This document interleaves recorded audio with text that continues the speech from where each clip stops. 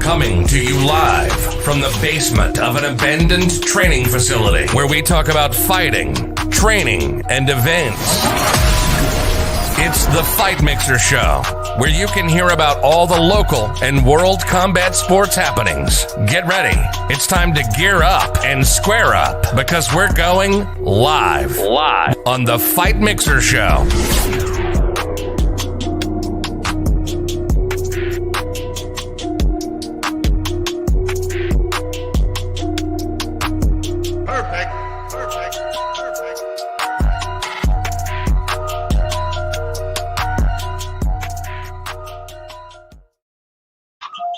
Mike, check. What's going on, everybody? Happy Thursday. Happy Labor Day weekend. Welcome to the Fight Mixer. We are here, without further ado, the owner of BKFC, Mr. David Feldman. How you doing? I'm doing well, my man. How you doing? I'm doing good, brother. Never met a David I never liked, so it was a pleasure having you on the show, and great product. I mean, BKFC is knocking it out of the park. I mean, you guys just signed Paige Van Zandt. I mean, you guys are doing some crazy things. What's going on in the world of BKFC? Yeah, man, it's just we put a lot of hard work into this, a lot of years of things that people saying no and we couldn't get this done, and just pushing, and here we are. I mean, it's amazing to see where we are right now, and that we're competing among the tops in combat sports right now, and it's we're competing for the top free agents in combat sports. We're getting talked about like a lot of the other big organizations now, so it's like a dream come true. All right, David. So tell me the truth. How much money did you offer Mike Tyson? Really? Like, what was the negotiations with Mike Tyson? The first one was $20 million. Then we went back to him with higher money. He could have made with pay-per-view. We estimated if we could do 1 million pay-per-view buys, right? If we did 1 million pay-per-view buys, he would have walked with between 60 and 70 million. Wow. Holy shit. Wow. And what made it fall through? Like what went on with in all honesty, and look, man, the guy's a living legend, one of the best that ever did it. I don't think he wants to really fight anymore. You know what I mean? That's why they're talking the boxing match, the exhibition type of stuff. I mean, he wants to get in there, but I don't know if he really wants to fight. And I think that's really what did it. And he said, look, I'm a world heavyweight champion, one of the best ever, and I don't really want to tarnish my legacy by doing this.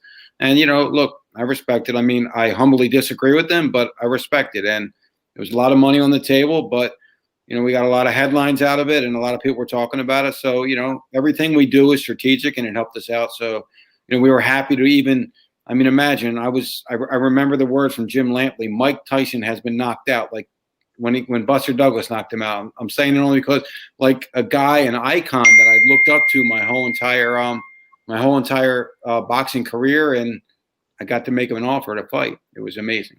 I was the same way. The first video game I ever played was Mike Tyson's Punch-Out, and I remember 1990 when he got knocked out by Buster Douglas. Okay. And Mike Tyson was like a little guy, so I'm a little guy, so of course I looked up to Mike Tyson, and seeing him get knocked out by Buster Douglas, that broke my little heart. I mean, seeing Mike Tyson forward, and man. But speaking about legacy, and just to answer some misconceptions with BKFC rather. How were you able to get over those misconceptions? Because the last time we saw anything like this was in the UFC back in the 90s, and of course IBC and in Vale Tudo in Brazil. How were you able to get over the misconceptions to start BKFC and get on streaming pay-per-view and all that good stuff? Well, in all honesty, I don't think we're over yet. We're not quite over it. We're still knocking down the perceptions, left and right. But I mean, it was just a matter of sticking to your plan and knowing what you were going to do and how you were going to present it, and the professionalism was there. And we knew this was how it was going to pan out. I didn't know that the fans would take to this quite as quickly.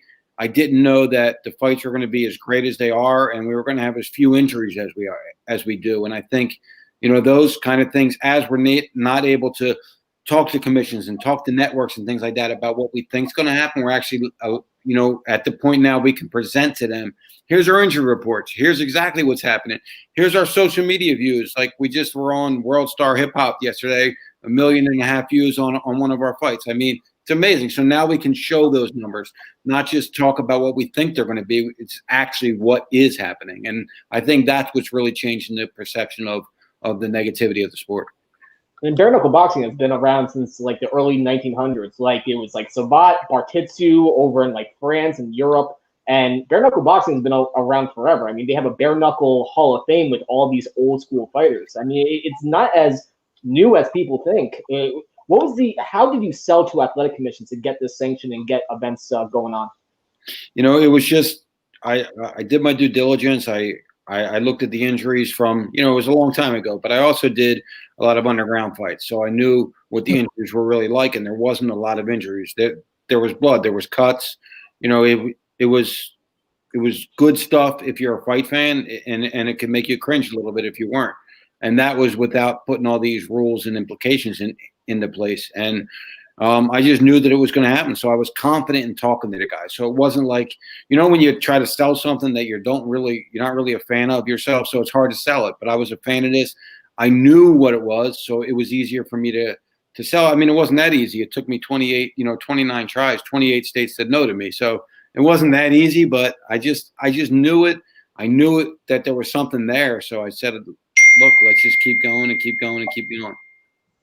When you sign new talent, do you have to get over that hurdle as well? Is it like another case where they say, well, I don't know if I want to sign to BKFC because, you know, it could tarnish my legacy? Is that something that comes up like when you sign Page and when you sign these big names? Is it always something that comes up and another hurdle and another argument you have to get over? It's always something. I mean, you know, it is what it is right now, right? I mean, it really truly is. It's always something different. There's always, but I love it because when I'm getting negative comments, I'm doing something, right? Like if they didn't care about it, if I wasn't doing anything, they wouldn't comment on it. They wouldn't say anything. They wouldn't talk about it, and it wouldn't really mean anything. So we're getting we're getting a lot of positives, but we get negatives, you know, about the Paige Van Zandt signing. She's going to ruin her pretty face. She's going to do this. She's going to do that. Look, the girl's been in wars. She's going to get cut probably, and that's probably going to be the extent of it. And she's a trooper. You kind of really got to take your hat off to her because she had similar offers in other major organizations, and she wanted to test herself. So someone at that level, at that stature, you know, that wants to test himself for greatness, I have to respect the hell out of that. And from a business aspect, because obviously as a CEO, I respect anybody who's a business owner, especially during the current economic climate. And now with sports, it seems like that audience, that revenue stream of people buying tickets is going to be out the window for a little bit. How were you able to sustain yourself as a business owner throughout these hard times? What did you have to do? Did you have to cut corners? Did you have to lay off some employees? What did you have to do from a business owner standpoint?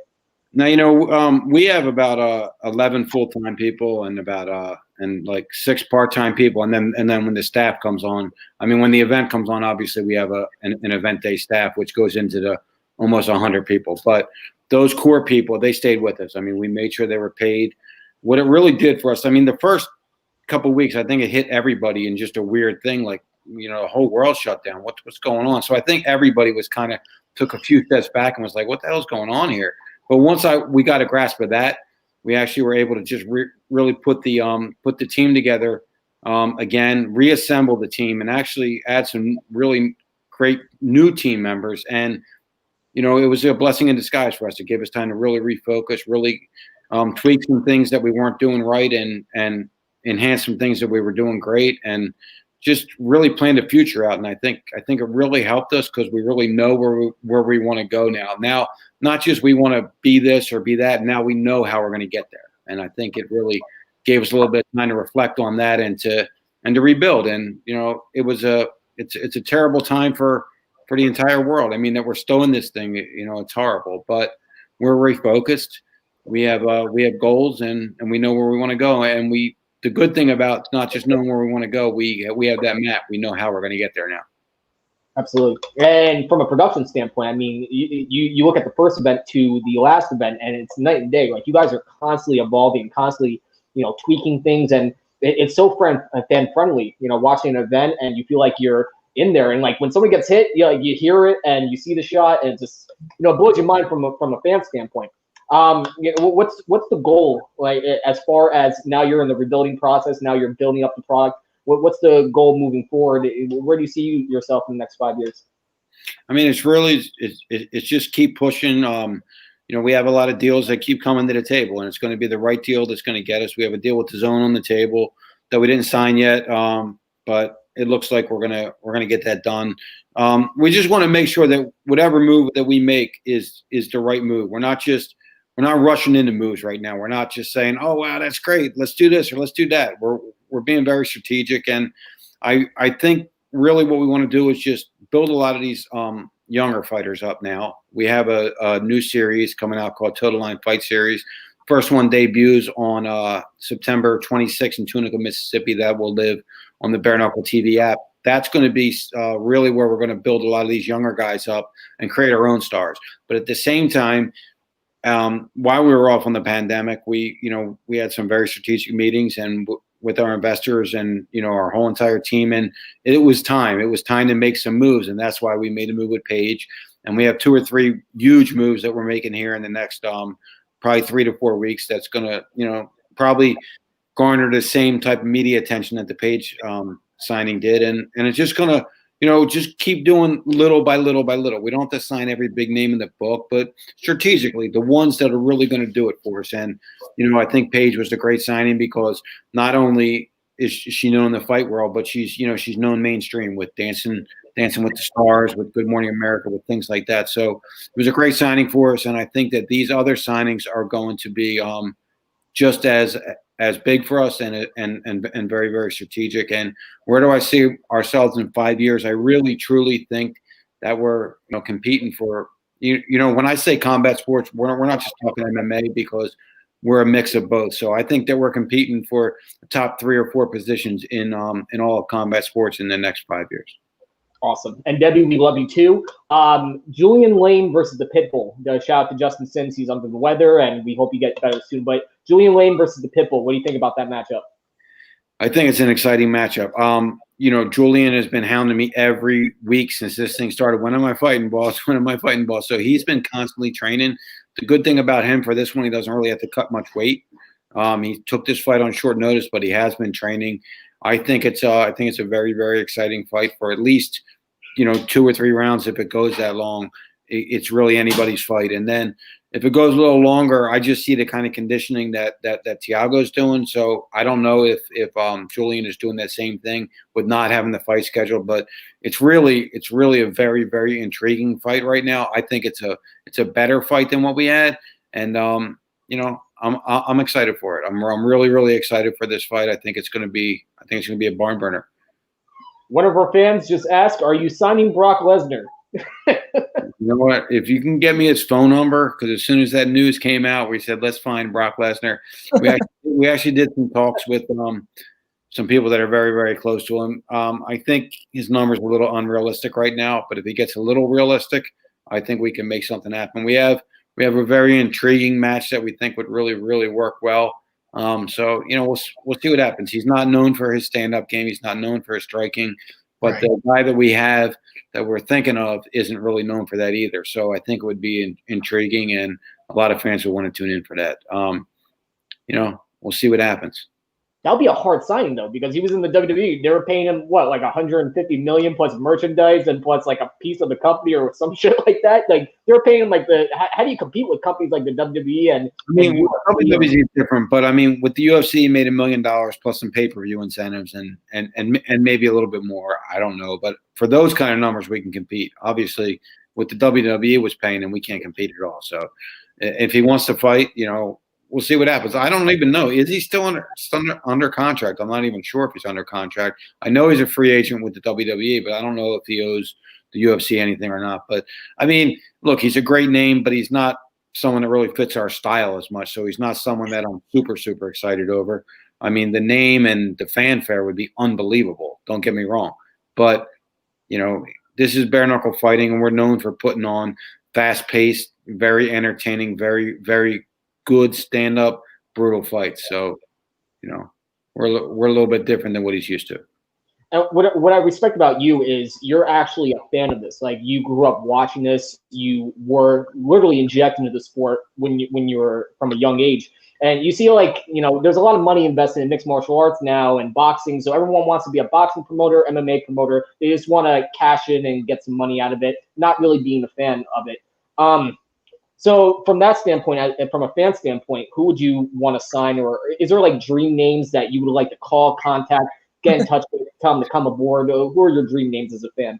Well, I mean, the one dream one we already made an offer to, Mike Tyson. That would have been incredible. I mean, obviously, there's a lot of names out there that are signed with other organizations that would make a ton of sense for us. But do you go by who would put on the great fights or who would draw more? You know what I mean? It's a hard thing to say, but I will say that if I could pick one guy from the UFC, it would probably be Masvidal because he has a great bare knuckle background. He has a street background.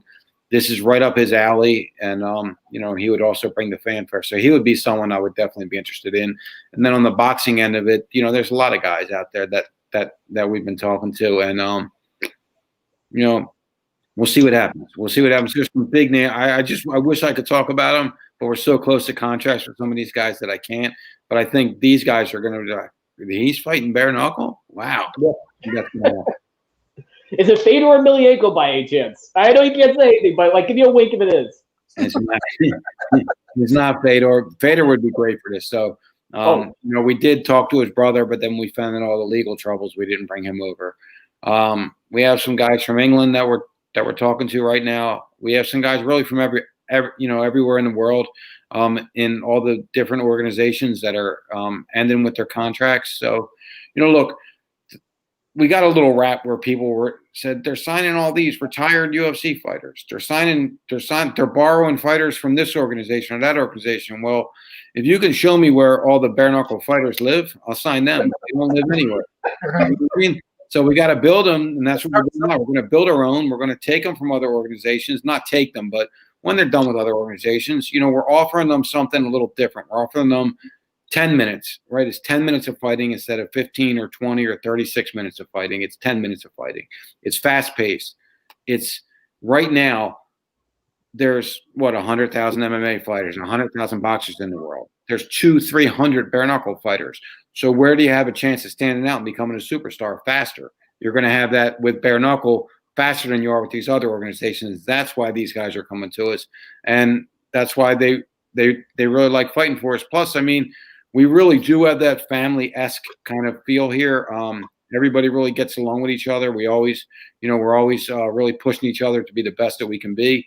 And it's a great organization for that. And I think that's why a lot of these guys are really word gets around. It's a small industry, the fight industry. Word gets around. And the word about us is we treat everybody great, and that's getting around. Awesome. And actually, Sheena Starr, who is a pelt lady for you guys, she's actually a buddy of mine. So she spoke very, very highly of you. She's awesome. We're working on a fight for her in September. Is she going to fight that one girl? They've been feuding on Facebook for a while. Is she going to fight that one girl? I don't think that girl ever fought or really wants to fight, or maybe she did fight. I think look, the one thing about Sheena is I say, you want to fight? And she goes, where? When? And that's it. Not how much, not who.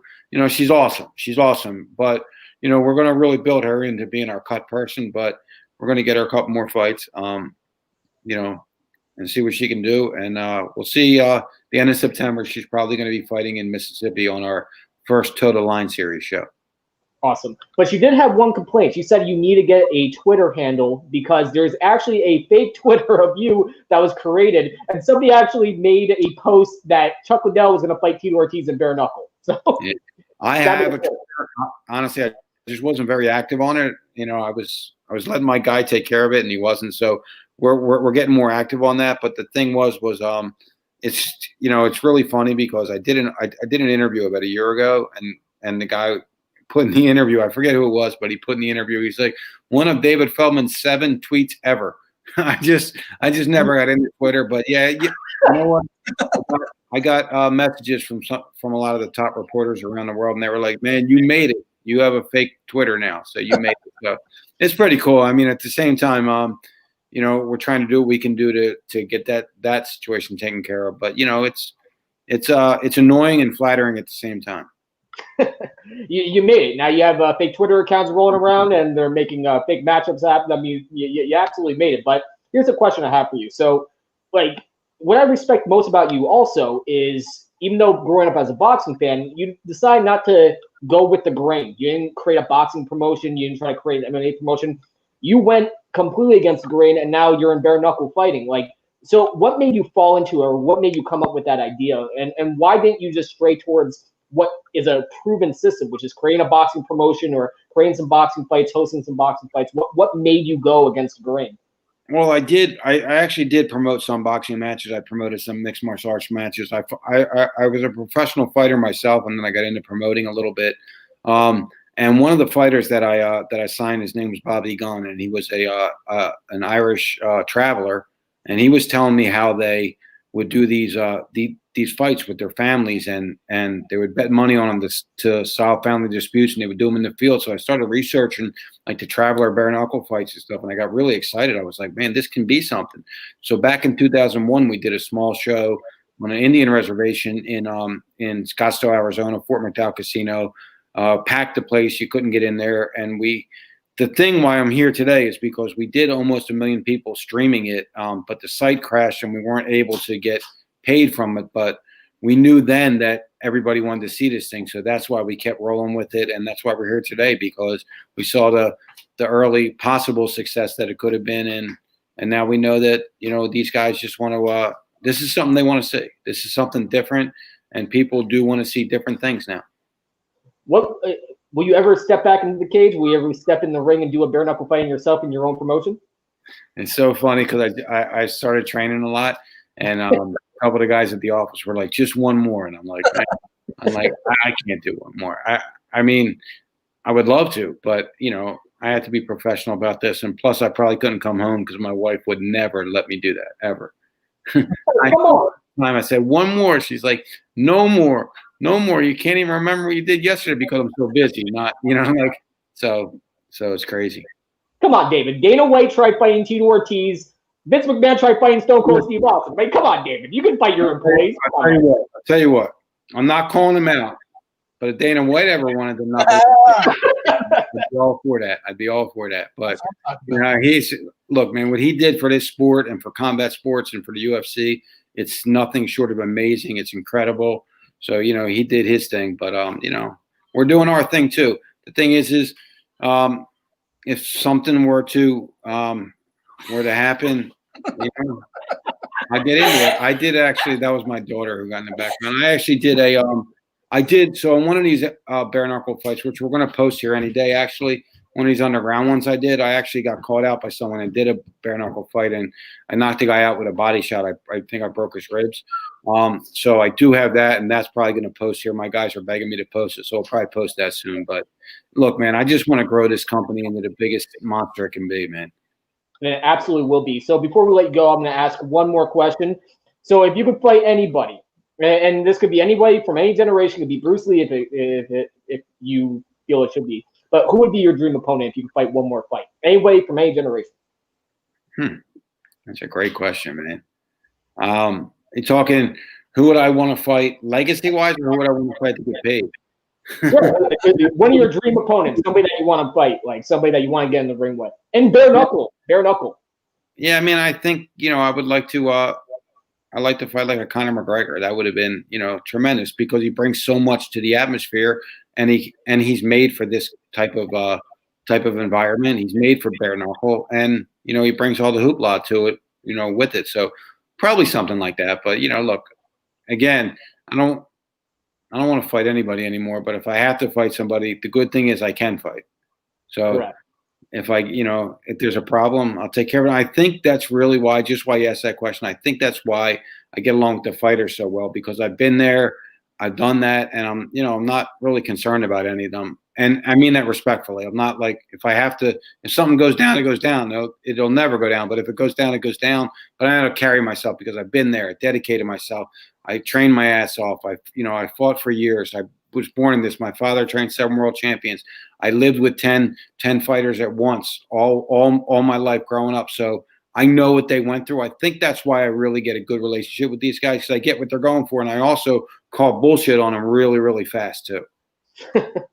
Excellent. And you're now a promoter. You were a fighter. Now you're a promoter. And now you're going to be an important part in the evolution of fighting and mixed martial arts itself. So any last words? Where can we find you? When's the next event? When can we order your next pay-per-view? Yeah, our next fight is 9/11. It's on 9/11. We're going to do a really big tribute to all the first responders.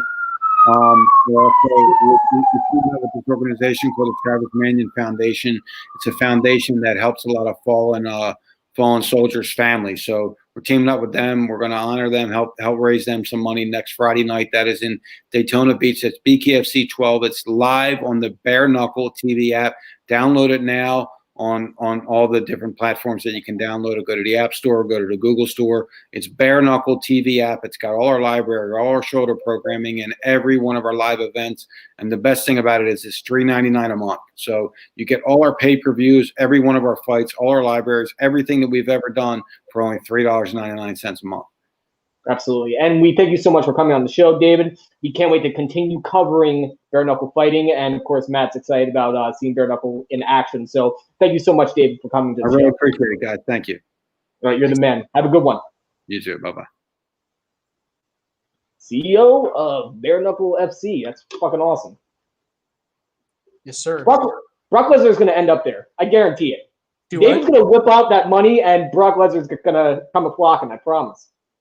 That's one that it'd be all right. I mean, I wouldn't not see it, but he's a wrestler, so it just seems like an odd. I mean, if you matched him up with another wrestler and let them go at it now, that would be fun. But I guess it all depends on who he'd fight. But he's also a savage, and he has a dick tattoo. And anybody that can get that and nobody can make fun of him for it, that's a tough motherfucker. So, you see that dick tattoo? Would you say something about that? Shit, I wouldn't say anything about that dick tattoo. Maybe. You wouldn't. Somebody could punch me in the face for $1 million. I wouldn't fuck with Brock Lesnar, my friend. Oh, that's a sword. That's definitely a sword. That's not a cock on your chest. No way, Brock. Please. I heard he's now in negotiations with UFC and WWE right now. So Vince McMahon's desperately trying to sign him again, trying to go back in the UFC. I think he's just using UFC as leverage at this point. So I don't think Brock Lesnar. I think he's gonna stay in pro wrestling for the rest of his career. And plus, he pisses hot oil too. I mean, come on. When's the last time he passed a drug test? True. Seriously, that's why Mark Hunt was so fucking pissed off when he was on the show. It's because Brock Lesnar literally pissed gasoline, got flagged, and they didn't penalize him for it. They didn't. Usually you take away the purse. Usually you give it to the other fighter. I did see like 3 people got busted for drug tests recently. Did you see that? Yeah, it was like 4 people. 4 people got popped. Yeah, but I think three of them are like weed, right? So weed should not be banned whatsoever. Exactly. If you can, I thought you could smoke in UFC. You need a prescription for it. So if you don't have a prescription for it, you're that fucked. makes all the difference. Right, but you don't have a prescription for cocaine, but it's also considered out of competition drug, which is pretty fucking weird because cocaine does more to mess up your system and enhance your performance than weed ever will. Exactly. Which is kind of fucking weird. So a lot of contradictions. The whole weed thing, like what as a performance enhancer, it makes no sense. No, if I smoke weed, I'm not looking to fucking compete or roll with anybody. I'm looking to eat a bag of Fritos, looking to plop my ass on the couch and watch Netflix. So I'm not thinking shit about competing with anybody. I don't know why people would smoke before a fight, but to each their own. Maybe for nerves, I don't know. I don't know, man, but I would consider cocaine to be more of a performance enhancement than weed. Weed just makes me want to go to sleep. To be honest with you. Exactly. Unbelievable. So we're about to have Mr. International, Shonie Carter. What's the status on him, my friend? I just messaged him, and my phone service sucks here, so it didn't go through. So I redid it, and we'll see what happens. Shonie's the best, man. Shonie's the best. When I texted him, he's like, "Just call me, man." How's your show? You're putting together a documentary series, and I seen you sent me part of it, and I watched it. So how's the rest of it going? Oh, going great. So it's gonna be a 4-part series. First episode is coming out next week. It's gonna have a live viewing party. So September 9th, big viewing party, 10 p.m. It's going to air on Facebook. It's also going to be on Roku, Apple TV, a Fire Stick. Watch it everywhere. And then part 2 will come out in October, part 3 in November, and then the final part will be in December, right before Christmas Eve. So Nice. Very excited to educate people in my own words, because my words are very special. My words are way different than any of these nerds on the internet and YouTube trying to explain to non-MMA fans about mixed martial arts. Nobody gives a shit if you don't fall in love with mixed martial arts, or you're not like a casual like Conor McGregor fan. Love you too. You're not a casual like a guy who only watches fights when Conor McGregor is fighting. Obviously, you're not going to watch the history of mixed martial arts. So, came up with an idea to describe mixed martial arts in my own words for everybody. I don't want to talk over people's heads. I want to describe mixed martial arts on the level with people, not get technical with it. And you saw episode 1. What'd you think? It was good.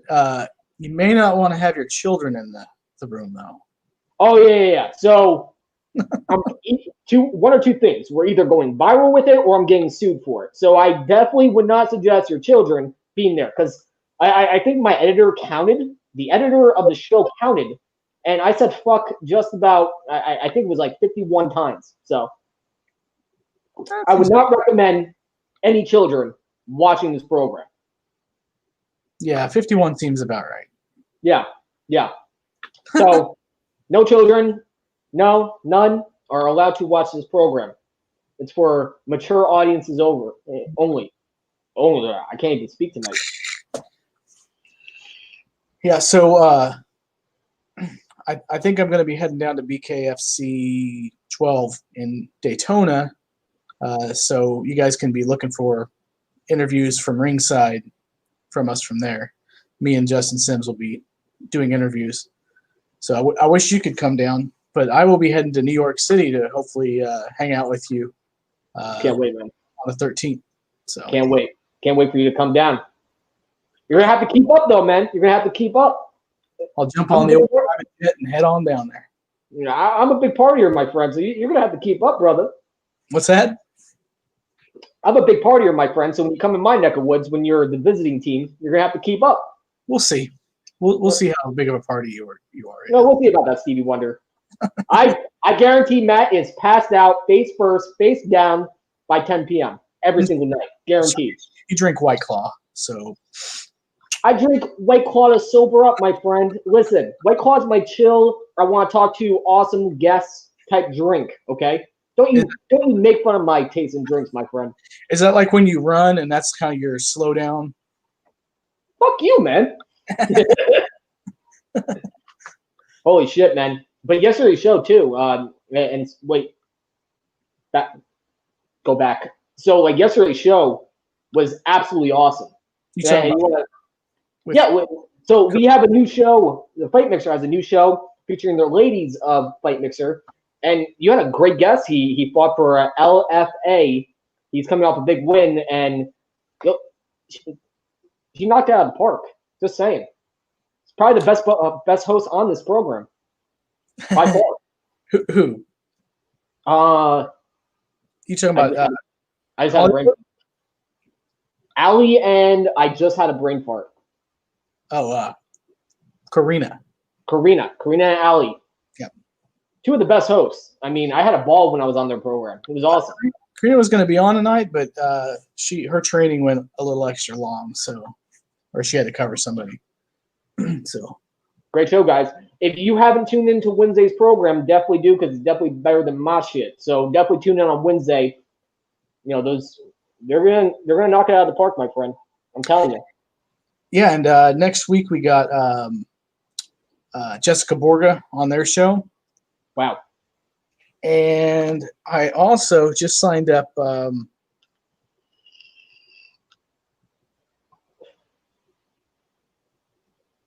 you sign up? Bruce Leroy for. What? Are you fucking kidding me, son? You got Bruce Leroy? Really? Yes. No fucking way. Bruce Leroy. You got Bruce Leroy for that show? For our show. Oh, for our show? Yeah. Oh, money, baby. Awesome. Yeah. So Bruce Leroy was on The Ultimate Fighter when George St. Pierre was coaching against Josh Koscheck. He calls himself Bruce Leroy because it's after a movie, a martial art movie called The Last Dragon, and the main character was named Bruce Leroy.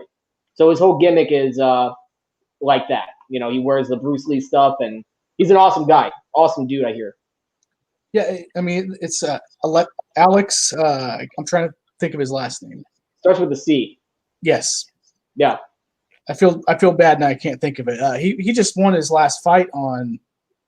Was it this weekend or last weekend before?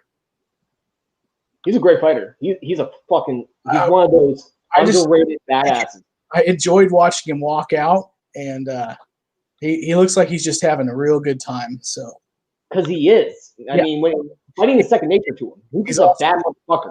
He's got like a devilish smile that, like, as he's walking out, I'm like, I got to get this guy on the show. And so the best fighters are the guys that walk out and they're happier than a pig in shit to be there. They look like they're opening up a present on Christmas morning. Like, those are the best fighters.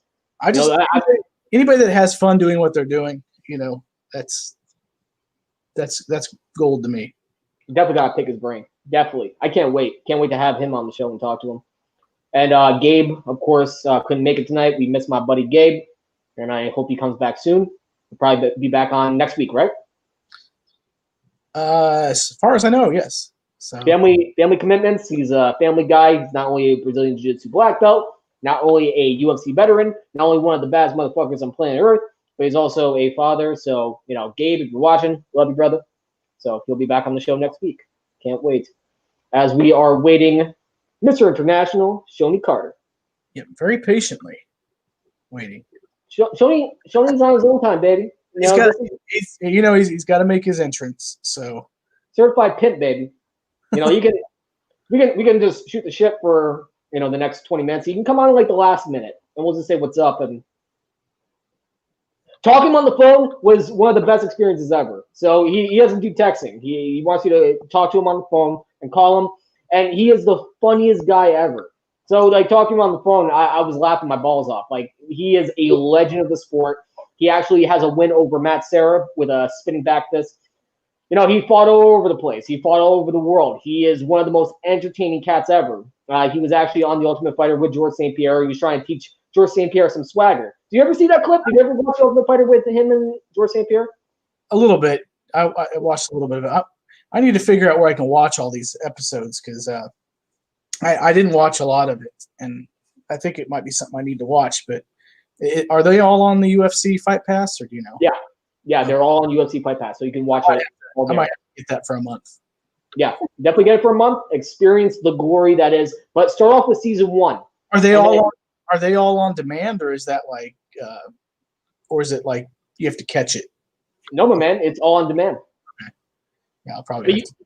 You gotta start off with season 1, and for everybody that's watching at home, if you want to get into mixed martial arts, watch The Ultimate Fighter season 1 all the way up to the last season because you're gonna see the evolution of mixed martial arts and how good these fighters have gotten throughout the years. You know, how did you say Shonie beat Matt? By spinning back fist. Spinning back kick? Fist. Okay, that's what I thought. I was like, I don't remember it being a kick at all. I thought it was a fist. Nope, spinning back fist, my friend. So have you binged the latest season of Cobra Kai? No, I have not yet, but I've been watching a couple episodes, and it's fucking good. I mean, it's very entertaining. I'm a little ashamed to say I actually really liked it. So why are you ashamed to admit that? I don't know. It was a classic movie, but it was kind of cheesy. Bro, you're older than me. You grew up with like the Karate Kid and Karate Kid Part 2 and Part 3 would suck. I'm not much older than you. Yeah, but like still, like that's your movie, like Karate Kid Part 2. Like I like the fact that Danny LaRusso, I can't talk tonight. Holy shit, I'm really off my game. Guys, very sorry about that. Really off my game. I like the fact that Danny is now a bad guy. He's now a piece of shit because that was like the biggest like urban myth that Danny was the bad guy. And I always believed that too. I was rooting for Cobra Kai when I was a little kid. I'm like, oh, Danny's a pussy. Fuck Danny. Like, I was rooting for Cobra Kai when I was watching Karate Kid. I want Danny to get, I mean, he was like a little twerp, like a little bitch, you know? With his bonsai tree. I thought the way they redid it was awesome because it was they brought everybody back. Not everybody, but they're slowly bringing everybody back. Seems like everybody's coming back. And then they kind of spread it out throughout the series. It wasn't like they just dropped everybody in and, you know, it's like all of a sudden, boom, this guy's back. And you're like, but I just thought it was really well done. So, like, how about that little shit that says, like, put him in a body bag? How about that little fucker? Did he come back? You remember that from the Karate Kid? So, throughout the UFC event, the exact scene to it. I don't want to spoil things too. Oh, come on, spoil it, bitch. No spoilers on this show. Oh, come on, man. What the fuck? I didn't even know it was on YouTube originally. Did you know that? I didn't know it was on YouTube either. It was actually on Netflix, and that's when I started watching it. Yeah, me too. I was like, YouTube did a terrible job of marketing that one. So no way. They did an absolute fucking terrible job. But like, so throughout UFC events, that everybody has and watches, you didn't advertise it any better than that, right? So for anybody that hasn't watched or anyone that has never been to a UFC event, if someone screams, "Put him in a body bag," that's a reference to Karate Kid because there was one scene where Danny's getting his ass kicked. And there's one like annoying kid in the back of the coach was like, "Put him in a fucking body bag." So if you do that, tournament? What's up? Was that in the tournament? Yeah, it was actually in the tournament. Yeah. I don't remember that scene. So it's at the end scene. So it's during the end fight where he's like, "Sweep the leg, do it." You know, like that end scene. Yeah. And then the little kid's like, "Put him in a fucking body bag." So if you go to a UFC live event and you hear that, it's like an inside joke because it's a nod to the Karate Kid. Smash his dick. Kick him in the dick. Yo, I love those kids. You know what's very popular, and UFC corrected that error in judgment where the entrances were so like narrow between the crowds that crowds would actually reach in and steal their hat. Yeah. So that was like a big thing, and they actually made a competition of who can steal the most fighters' hats. So that was one. That was another thing that I love going to a UFC live event that they would fucking do is steal the fighters' hats. Right. Well, there's videos on YouTube. It's the best. Not sure what happened to Shonie, but I don't want to carry this on forever. So Shonie, if Shonie doesn't show up here in the next couple minutes, we'll just wrap the show up and he can come on anytime. Unbelievable. Well, it's Mr. International. I mean, you can come on anytime you want. You know, when a player has a passport, you know, they can. He's probably out traveling. So yeah, certified pimp, baby. So I don't hate. You know, dude, I definitely would like to go party with him. So he's definitely welcome back on the show when he gets a chance. That man has wins in the win column. He has championships. He has more notches on his belt than the entire Gap clothing line. I mean, that man is a serious motherfucker. I mean, that's a bad motherfucker right there. Very sad I won't be able to get to speak to him tonight. But it happens, you know. It is what it is. Yeah, we had Christine. She wasn't able to go, but she's training for the bare knuckle fight September 11th. So yeah, Christine is a bad lady. Yeah, Christine is a bad lady. She's all about her training. She's all about her work. She's focused. I said I contacted her after the show and I was like, just focus. I know this was a tough time for you to come on. So she said she'll come back on after the fight. Matt, she's a serious fucking competitor, my friend. You would be very lucky if you get her on the show. Just saying. Yeah. Excuse me. No, we'll get her. She said she wants to come back on. She's just really focused on what she's doing. She's, dead focused. That's all I can say. And look out for the event page for the Miseducation of MMA, my new show, 4-part series. You guys are going to learn all about mixed martial arts and all about dad jokes starting September 9th at 10 p.m. It'll air on Facebook until maybe 12 a.m. I don't know when Matt wants to take it off or whatnot, but it's also going to be on Roku, Apple TV, Amazon Fire Stick. It's going to be all over the place. It's going to be hilarious, and you're going to have a good time learning about mixed martial arts. I simplified things for everybody. I made it a little bit more easier to digest for people because MMA, the history of MMA is fucking boring. That's the spoiler. The history of MMA, super boring. But I kind of gave you a pathway to follow and kind of like a funny pathway at that. And you guys are going to have a good time. And, our editors were really good. Our sound engineers, we have great music on there, great musical, great rappers on there. And, everyone, we worked as a team. We got the show put together. And I think you guys are going to have a great time watching it. So tune in September 9th at 10 p.m., right after the Plate Mixer. Yep, and just make sure you download our apps. We're on Roku, Fire Stick, and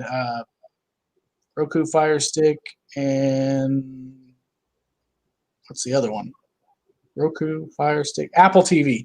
So if you got any of those, just download us. You can watch all the podcasts, and we're on every major podcast platform. So if you're bored at work, just download a podcast and enjoy.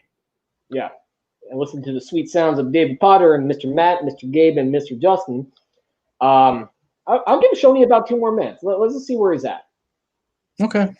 2 more minutes of bullshitting? Why not? We have some dead air. We can talk a little bit. So, what do you want to talk about? How about politics? I know you love politics. You want to talk about politics? I love politics, but I also don't want to kill my show. Right. No, but there's enough divide in the world that you don't need it on this show. That's all I'm saying. MMA should be a place to get away from politics, not. Very true. Very good point. There's so many venues you can go to go and be divided among, even the fans can go in and get divided because of politics in different venues, whether it's basketball or baseball. Let's let MMA and fighting be the only division we have is which opponent do you like? Leave politics out of it. Gotcha. In my opinion. But speaking of which, my buddy just messaged me. He's like, bro, what are you talking about? They're doing Brock Lesnar versus John Jones. I don't know about that. Well, I've heard about that. They said Dana said he's up for it. If the fans want it, he'll do it.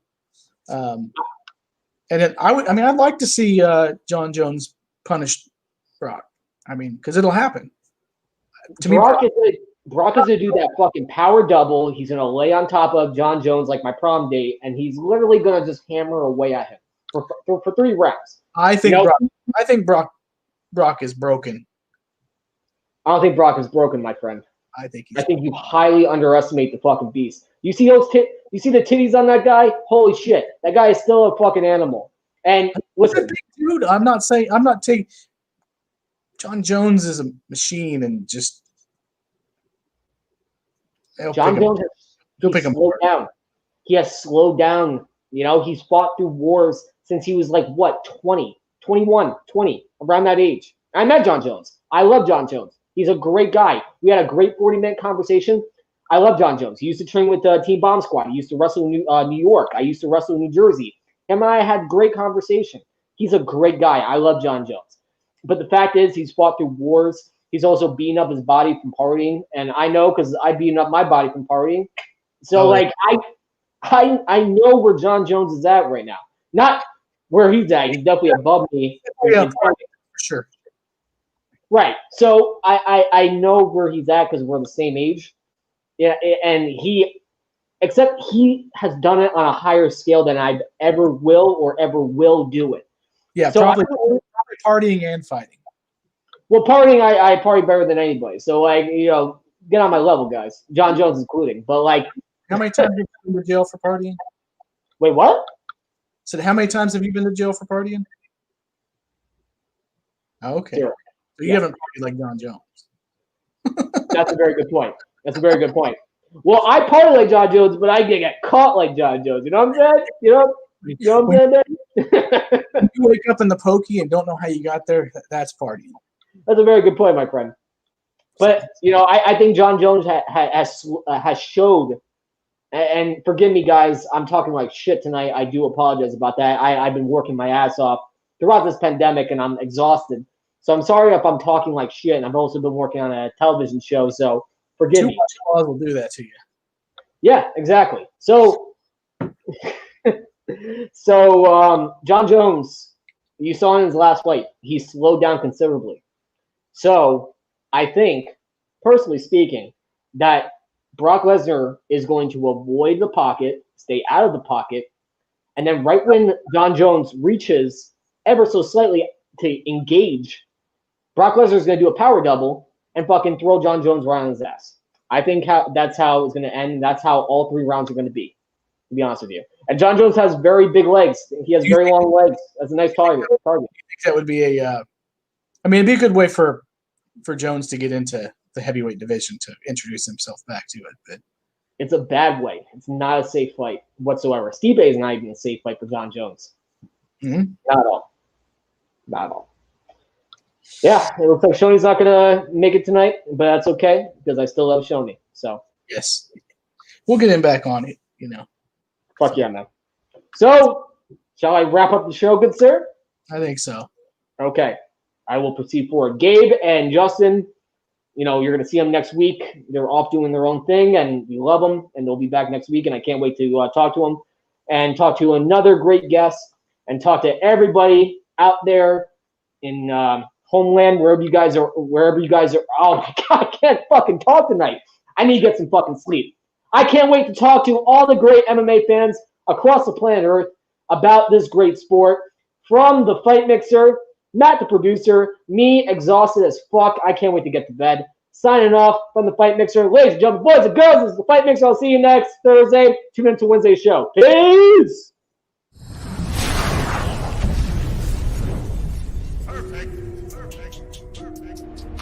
Hi, I'm Matt Seibel, producer of the Fight Mixer Show. We have a good lineup of guests coming up next week. Take a look for yourself. Hey, what's up, guys? If you get a chance, tune in on September 9th to the Fight Mixer at 8:30, and yours truly will be interviewing with Venom, so tune in.